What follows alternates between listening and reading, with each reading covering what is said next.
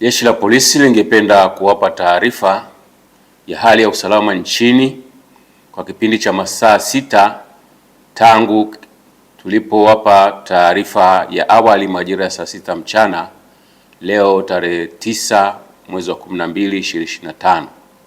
Hali ya usalama nchini ni shwari na vyombo vya ulinzi na usalama vimeendelea kuimarisha usalama wa taifa letu, maisha na mali za wananchi hadi muda huu wa jioni.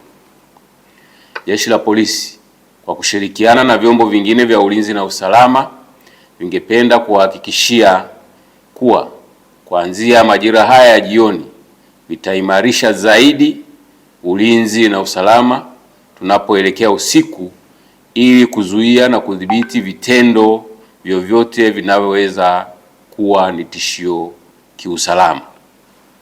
Aidha, Jeshi la Polisi lingependa kutoa wito kwa kila mmoja wetu kuendelea kuzingatia kanuni za kiusalama na kuendelea kutii sheria, kwani kila mmoja anahitaji kuwa salama wakati wote.